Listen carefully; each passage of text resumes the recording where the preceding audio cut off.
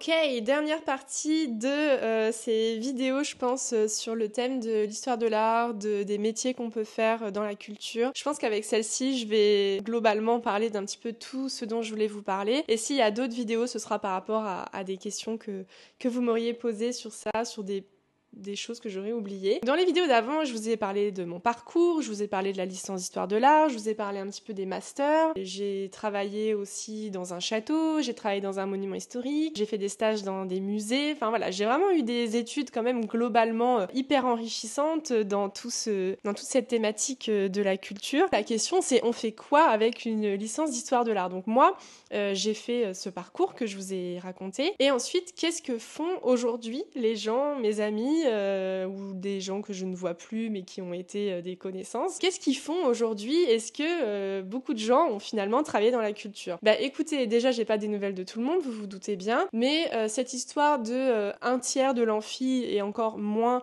travaillera dans la culture, ce que le prof m'avait dit là sur le premier jour, sur le jour de ma rentrée en histoire de l'art, bah c'est assez vrai finalement. Faut savoir que j'avais une bande de copines, on était toutes extrêmement motivées, hein. C'était la team bulldozer, et c'est ça aussi qui va déterminer qui va travailler dans la culture ou pas, c'est si vous êtes archi motivé et que c'est votre projet de vie, et comme je vous le disais dans la première vidéo, si ça sort vraiment de vos tripes. Bah bon, moi je suis un peu optimiste et idéaliste là-dessus, mais il y a un moment où vous vous abattez tous les murs en fait quand vous voulez vraiment faire quelque chose, et moi c'est ce que j'ai fait, et c'est ce que mes amis ont fait aussi. Il faut savoir que j'ai aussi une carte de guide conférencière que j'ai eu, je sais pas comment on dit, mais vous savez, il y a une licence pro guide conférencier où il y a plusieurs pôles en France où vous pouvez la passer. C'est 1 an de licence pro, donc licence 3 professionnelle, qui vous délivre à la fin la carte de guide conférencière. Moi j'ai pas fait ça, je l'ai validée en fait en parlant 3 langues, donc grâce à mon Erasmus, grâce au fait que, ça je vous en ai pas parlé dans les autres vidéos, mais l'été je travaillais pour le Centre des Monuments Nationaux à Bourges. Je faisais des visites guidées, de l'accueil, de la billetterie au Palais Jacques-Cœur de Bourges, à la crypte de la cathédrale de Bourges, et je travaillais aussi pour la tour de la cathédrale de Bourges. C'était 3 monuments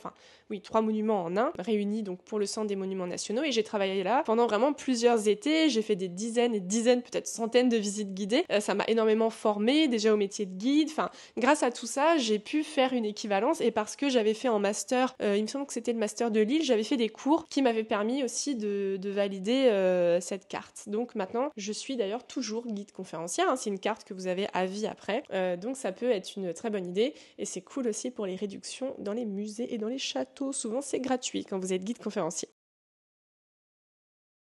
Donc ma copine Raphaël, voilà, c'est ça que je voulais dire, elle est guide conférencière, elle est aussi community manager pour des associations de musées, dans la culture, voilà, elle est vraiment restée là-dedans, dans les châteaux, elle a travaillé dans plusieurs châteaux, enfin, elle est guide conférencière, elle a fait des visites guidées en freelance, enfin, voilà, elle a vraiment eu un super parcours. J'ai une amie, Lise, qui travaille également dans la culture, dans le sud de la France, parce qu'elle vit là-bas maintenant. Elle a un poste dans un établissement culturel qui est plutôt, je crois, tourné vers l'art contemporain. Ensuite, j'ai une amie qui était avec moi aussi à Lille, que j'ai rencontrée à Lille, qui travaille au musée du Louvre, qui a eu un très beau parcours entre Versailles et le Louvre. C'était encore une fois quelqu'un de très motivé, donc, et de brillante, hein, donc elle a forcément réussi. En histoire de l'art aussi, il y avait une fille très brillante qui voulait travailler dans le marché de l'art et tout, qui travaille maintenant dans un très bel établissement parisien aussi. Enfin,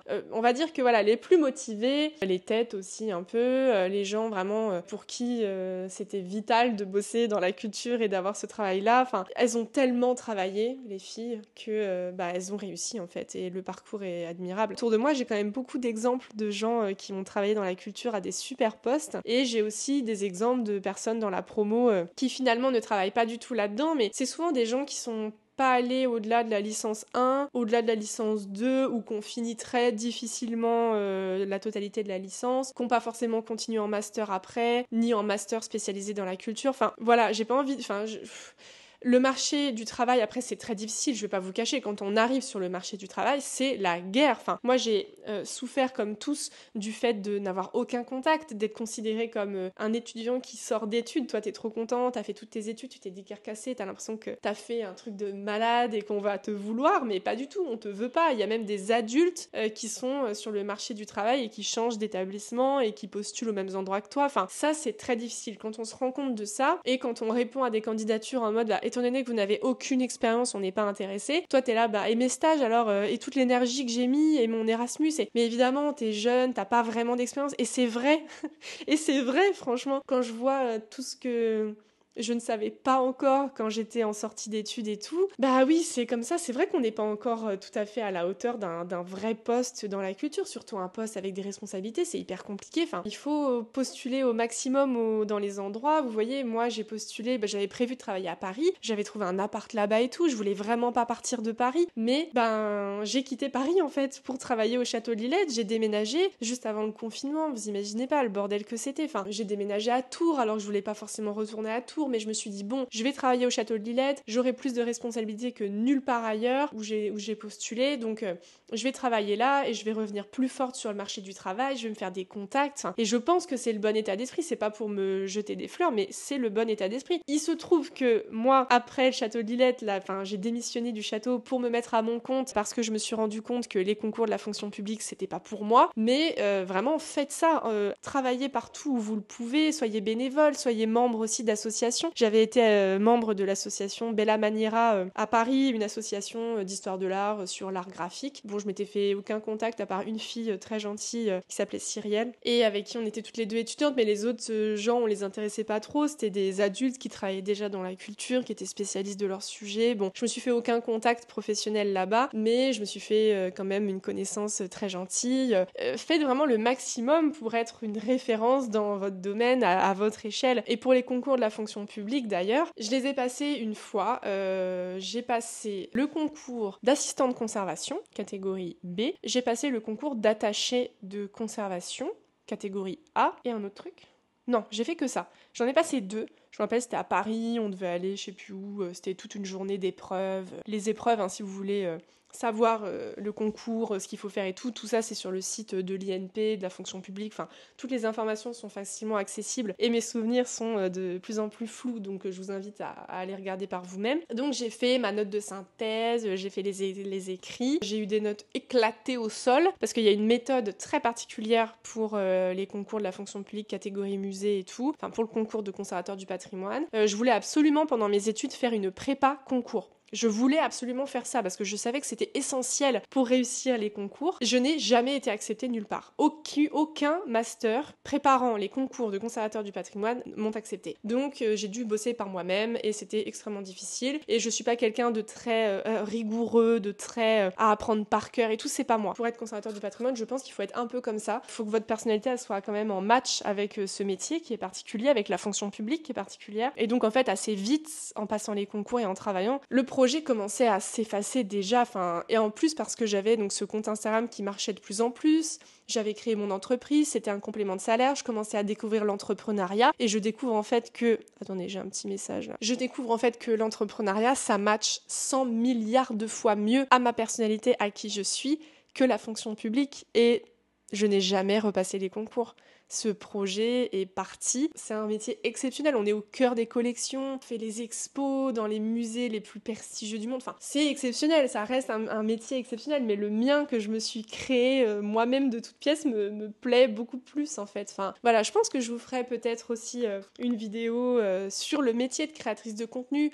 Bon, comment je le suis devenue, là je vous en ai parlé. En fait, je vous ai parlé surtout de mon parcours pour être conservateur du patrimoine, de mes études, mais il y a un peu un sous-parcours où, comme je vous disais, j'ai appris à maîtriser les codes de l'influence, où j'ai appris à faire des factures toute seule, alors que j'ai aucun entrepreneur dans ma famille. Personne n'a jamais monté une entreprise dans ma famille. Je me suis vraiment faite toute seule sur ce point de vue-là. Enfin, l'entrepreneuriat, c'était un monde que je ne connaissais pas, un monde sur lequel j'ai posé un mot seulement à mes 25 ans. Je sais, maintenant, c'est hyper connu, connu, l'entrepreneuriat, les jeunes savent qu'on peut monter sa boîte, qu'on peut se lancer, qu'on peut vivre de ça et tout. Mais à l'époque, c'était pas trop mon cas. Et en tout cas, enfin, pas forcément à l'époque d'ailleurs, enfin, j'ai pas envie de faire l'ancienne non plus, mais c'était plutôt dans mon milieu à moi, dans mon cercle à moi, dans ma famille, voilà, c'était pas mon milieu du tout. Et finalement, je me le suis approprié en fait par moi-même. Et c'est pour ça que j'adore le métier que je fais aujourd'hui. C'est pour ça que je changerais pour rien au monde et que j'ai pour le coup aucun regret quand même pour mes études, parce que je travaille toujours dans la culture, hein. Je vous rappelle que je suis créatrice de contenu mais spécialisée en patrimoine, gastronomie et tourisme, donc en fait tout le travail que j'ai fait au Château de Lillet, toutes mes connaissances, toutes mes études, toutes mes découvertes m'ont aidé à être la créatrice de contenu que je suis aujourd'hui, m'ont aidé à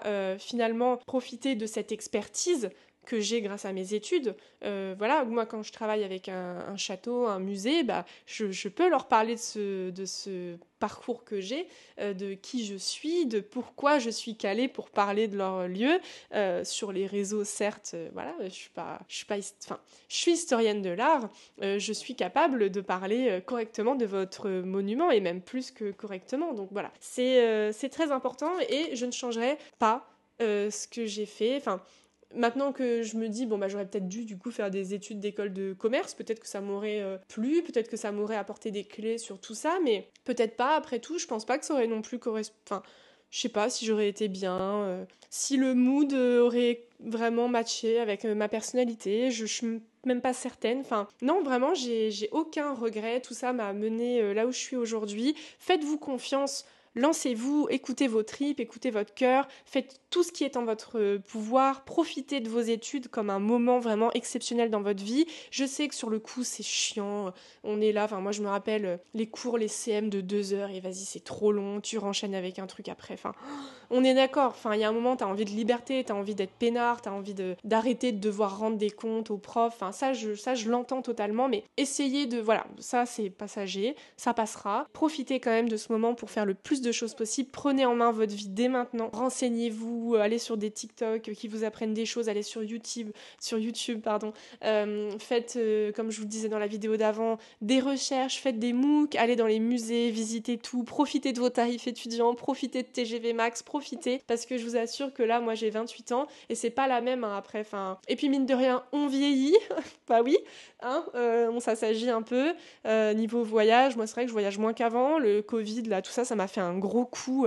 où j'ai plus trop le plaisir de voyager, j'ai un peu du mal à le retrouver, je voyage qu'une fois par an, à peu près, alors qu'avant, enfin, je voyage avec mon travail, hein, mais je veux dire avec moi toute seule pour le perso, je voyage une fois par an, j'ai un peu perdu le goût de partir en avion et tout, voilà. Donc, je m'arrête là parce que j'ai plus de batterie, et j'espère que j'ai répondu à toutes vos questions.